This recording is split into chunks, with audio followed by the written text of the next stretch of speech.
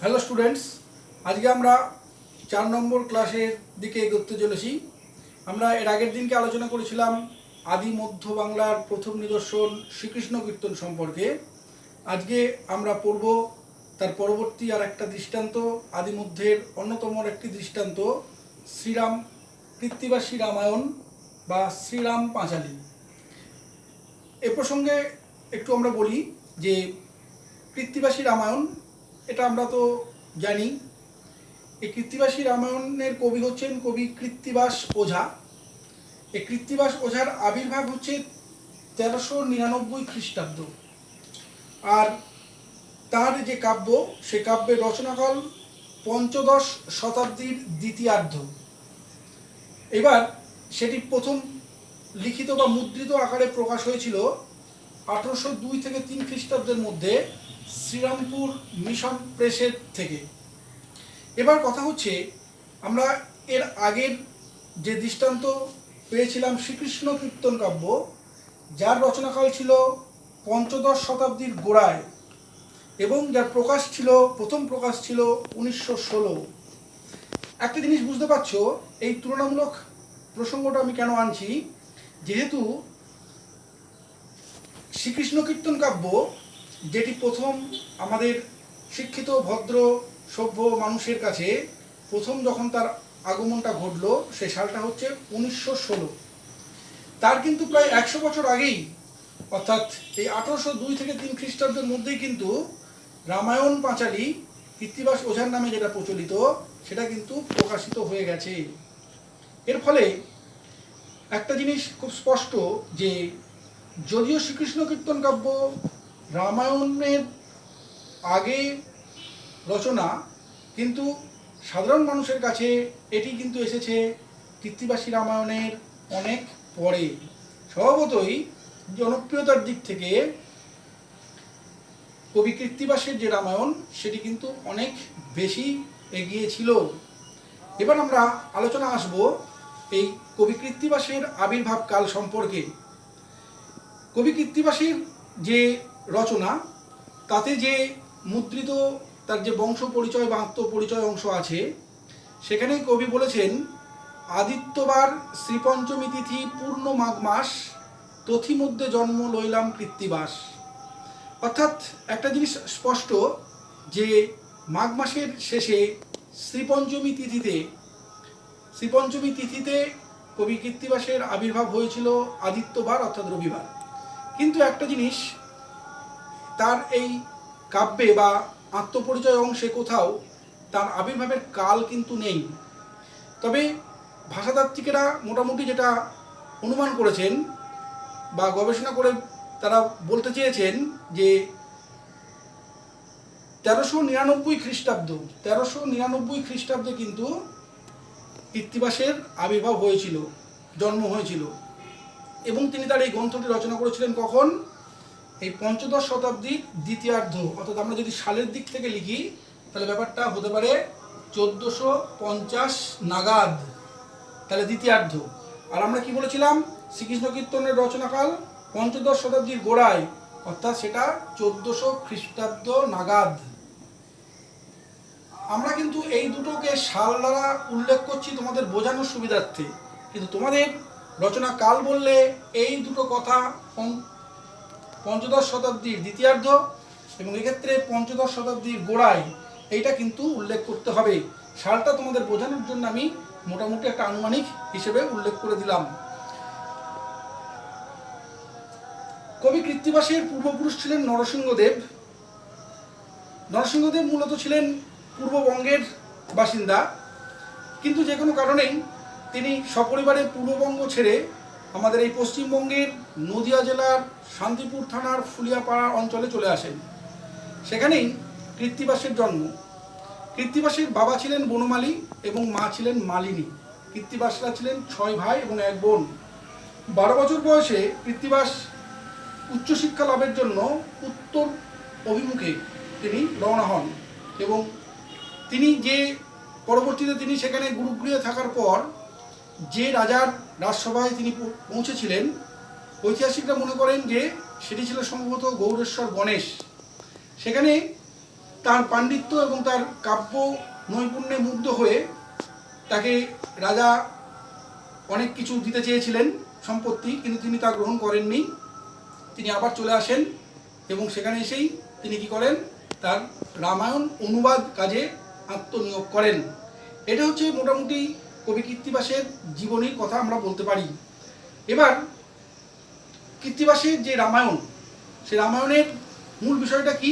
মূল বিষয়টা হচ্ছে আদিকবি যে বাল্মীকি, যিনি সংস্কৃত ভাষায় তার রামায়ণ কাব্য রচনা করেছিলেন, সেই রামায়ণকেই কবি কৃত্তিবাস একটু সংক্ষেপে বলা যায় তার আক্ষরিক অনুবাদ বাদ দিয়ে মোটামুটি তার ভাবানুবাদ করেছেন তিনি বাংলায়। এবং এই কৃত্তিবাসের যে রামায়ণ, সেটি আমাদের বাঙালির কাছে একটা অত্যন্ত গর্বের বিষয় এবং একটি অত্যন্ত জনপ্রিয় কাব্যগ্রন্থে পরিণত হয়েছে। অনেক সময় প্রশ্ন আসে, কৃত্তিবাসের রামায়ণের জনপ্রিয়তার কারণগুলি লেখো। তাহলে কৃত্তিবাসের রামায়ণের জনপ্রিয়তার কারণ প্রসঙ্গে আমরা প্রথমে একটা কথা বলতে পারি। রবীন্দ্রনাথ বলেছেন যে বাঙালির ঘরের কথাকেই তিনি বড় করিয়া দেখায় আছেন। এই যে বাঙালির ঘরের কথা, অর্থাৎ সমস্ত কিছুর মধ্যেই যে বাঙালি সুলভ যে তার উপাদানের যে সংযুক্তি, সেটাই কিন্তু মূল কারণ। আমি এখানে তোমাদের কয়েকটা পয়েন্ট একটু পড়ে শোনাচ্ছি, যেগুলোর থেকে আমরা কৃত্তিবাসের জনপ্রিয়তার কারণগুলো মোটামুটি বলতে পারবো। 1 নম্বর, কৃত্তিবাস তাঁর কাব্যে বাল্মীকি রামায়ণের কাহিনীকে হুবহু অনুসরণ করেননি। তিনি রামায়ণের মূল কাহিনীর সঙ্গে অন্য কয়েকটি কাহিনীও যুক্ত করেছেন, সেগুলি একেবারে বাঙালি মানসিকতার প্রতিফলন। দ্বিতীয়ত, কৃত্তিবাসের কাব্যে সংস্কৃত রামায়ণের ক্ষত্রিয় বীর রামচন্দ্র হয়ে উঠেছেন ভক্তের ভগবান, সীতা পরিণত হয়েছেন সহনশীলা বাঙালি গৃহিণীতে। এই কাব্যে ভরত ও লক্ষণের মধ্যে অনুগত বাঙালি ভাইকে খুঁজে পাওয়া যায়, আর মহাশক্তিশালী হনুমান যেন প্রভুভক্ত পুরাতন বৃত্তরই প্রতিরূপ। কৃত্তিবাসী রামায়ণের চরিত্রগুলির মধ্যে বাঙালির স্বভাব বৈশিষ্ট্য সুস্পষ্টভাবে ফুটে উঠেছে বলেই এগুলি এত জনপ্রিয় হতে পেরেছে।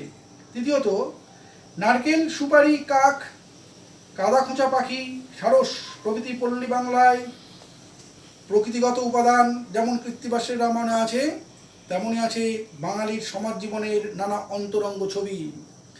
চতুর্থত, ভক্তিবাদ এবং করুণ রস প্রবণতার জন্যই কৃত্তিবাসী রামায়ণ বাঙালির কাছে আরও বেশি গ্রহণীয় হয়ে উঠেছে।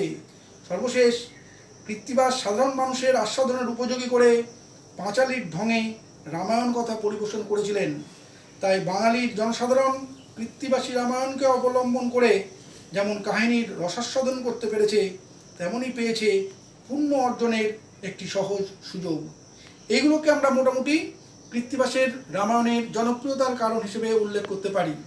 এবার যদি আমরা বলি তার সাহিত্য সৃষ্টির মুন্সিয়ানা, সেক্ষেত্রে আমরা কি বলবো, যে মূল রামায়ণের কাহিনীকে অতি সংক্ষিপ্ত আকারে কৃত্তিবাস অনুবাদ করেছিলেন পয়ার এবং ত্রিপদীর ছন্দে, এবং এক্ষেত্রে বাঙালির যে প্রাণের সুর পাঁচালী, সেই পাঁচালীর ছন্দকে তিনি অবলম্বন করেছিলেন। এ প্রসঙ্গে আমরা কৃত্তিবাসের রামায়ণের যে রামচন্দ্রের সীতাকে যখন লঙ্কাতে সীতাকে রাবণ হরণ করে নিয়ে গেছে, রামচন্দ্র জানেন না, তিনি কুটিরে ফিরে এসে যখন সীতাকে দেখতে পাচ্ছেন না, সেই সময় তিনি লক্ষণের কাছে বিলাপ করেছিলেন। এইখান থেকে আমরা একটুখানি অংশ উদ্ধৃত করলে বুঝতে পারবো তার রচনার নৈপুণ্য। কীরকম সে লাইনগুলো, ইচ্ছা করলে তোমরা কিন্তু লিখে নেবে। বিলাপ করেন রাম লক্ষণের আগে, ভুলিতে না পারি সীতা সদা মনে জাগে। প্রথম লাইন হচ্ছে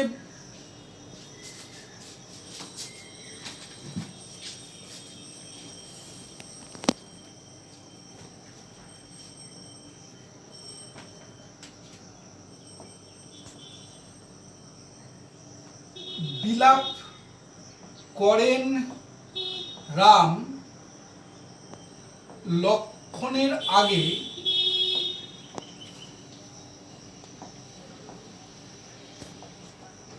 একদাড়ি ভুলিতে না পারি সীতা